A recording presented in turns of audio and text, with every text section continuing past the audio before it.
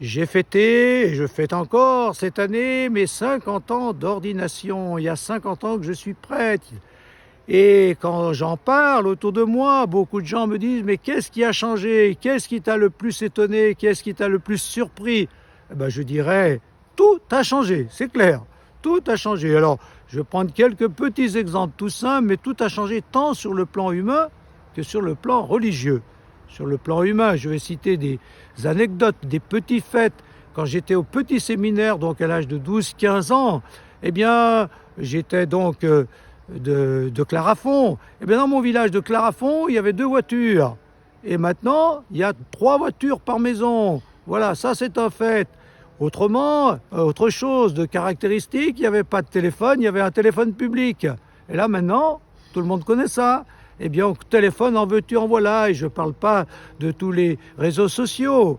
Et puis, dans mon village, quand on était enfant, eh bien, tous les enfants jouaient on voyait plein d'enfants dans les cours, sur la place du village et partout, dans les maisons, dans les greniers.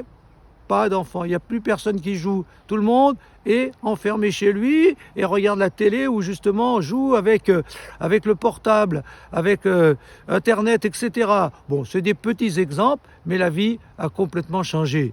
Et puis, si la vie a changé, ben moi évidemment, dans ce monde-là, c'est surtout la religion que j'étudie et je vois surtout les changements dans la religion. Alors les quelques changements que je vois, et il y en a beaucoup, mais je vais citer quelques faits. Moi-même, quand j'ai été baptisé, tout enfant, ma mère n'a pas assisté à mon baptême parce que on baptisait l'enfant dès le lendemain de sa naissance pour le délivrer du péché originel. Parce qu'on pensait on naissait avec le péché, avec le pouvoir du mal et qu'il fallait tout de suite en être délivré. Ben maintenant, c'est tout le contraire. On ne parle plus du péché, on pense que tout le monde est bon, tout le monde est naturellement bon. Donc on repousse, même pour les familles qui veulent baptiser, on repousse très loin l'âge du baptême.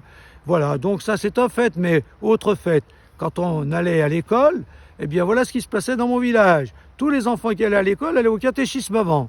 À 7h30, on allait au catéchisme et tout le monde allait ensuite à l'école. Donc ça veut dire qu'on était dans une société chrétienne, de culture chrétienne. La religion faisait partie du paysage. Or actuellement, j'ai regardé dans le journal La Croix il y a 15 jours, il y avait ces statistiques. 17% des enfants baptisés, à peine. Je crois même qu'ils grossissent les chiffres. Alors qu'en 95, il y en avait encore 42%. Donc en moins de 20 ans, vous voyez, la chute. Et il y a 60 ans, il y avait pratiquement 90% des enfants qui allaient au catéchisme en France. Donc on n'est plus dans une société chrétienne. Ça, c'est très net. Quant à la pratique religieuse, évidemment, il n'y a peut-être même pas 5% de Français qui pratiquent, qui vont à la messe tous les dimanches. Donc, on a changé complètement de paysage. Et parallèlement, si tout le monde allait plus ou moins à la messe il y a encore 50 ans, 60 ans en tout cas dans mon enfance, eh bien maintenant, le dimanche, les gens travaillent ou alors ils vont au supermarché ou alors aux brocantes. Et donc, le paysage religieux a complètement changé. Et puis on peut citer d'autres chiffres. Moi, j'ai été pendant 50 ans, je le suis encore un peu, aumônier des jeunes. Quand j'ai été nommé aumônier des jeunes à Aix-les-Bains, et juste pour ma paroisse qui était Notre-Dame, on avait pratiquement 500 enfants, 500 jeunes à l'aumônerie, 500 jeunes de 5e à terminale. Maintenant, il n'y en a pas 500 sur toute la Savoie. Et sur Aix-les-Bains, ils sont à peine une cinquantaine. Bon, c'est des chiffres, mais ça dit beaucoup de choses. Ça dit vraiment que la religion a disparu ou a beaucoup disparu du paysage et des conceptions de la vie et des soucis des uns et des autres. Alors maintenant, je vais parler des prêtres. Bois d'Amor, quand je suis entré au séminaire, donc c'était en 64, nous étions pour la Savoie et la Haute-Savoie 160 séminaristes. Maintenant, je crois qu'ils sont 5 ou 6 pour les deux départements. Vous voyez la chute, 160 séminaristes.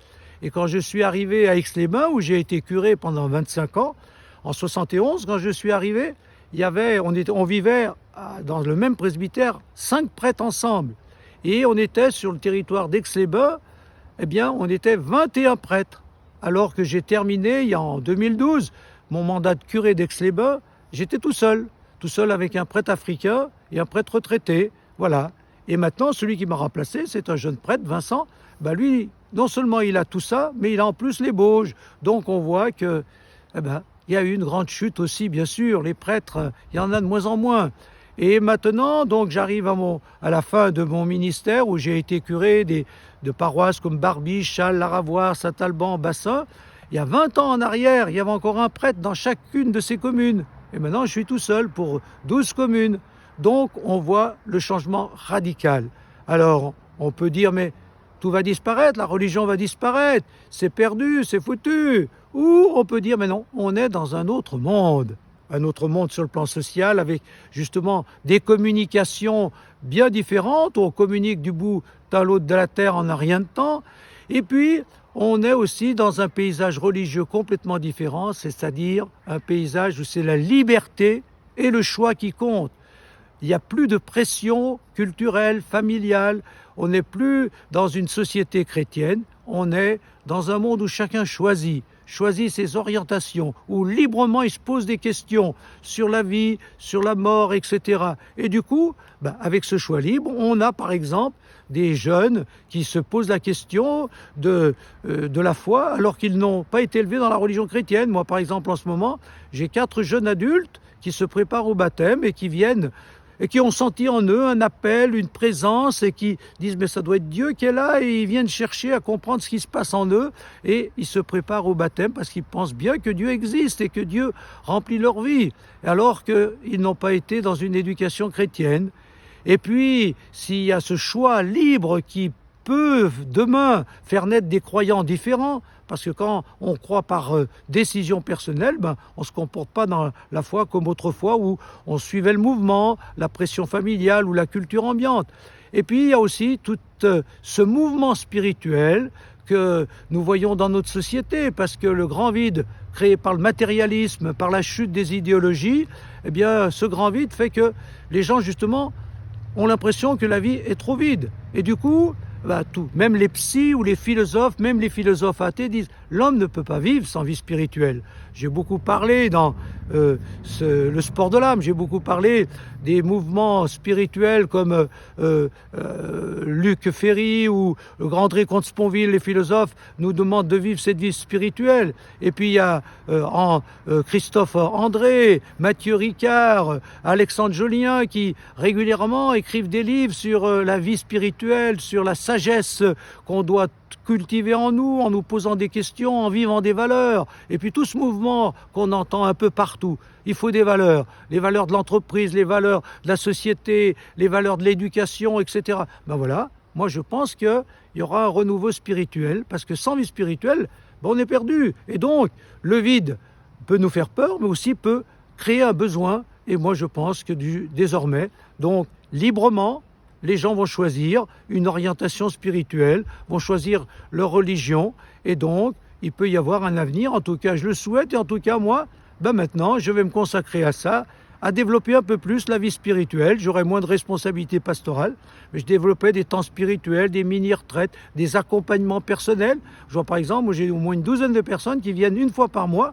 faire le point sur leur vie pour me dire un peu justement où ils en sont dans leur vie spirituelle, dans leurs valeurs, etc. Donc, croyons en l'avenir, même si tout a changé.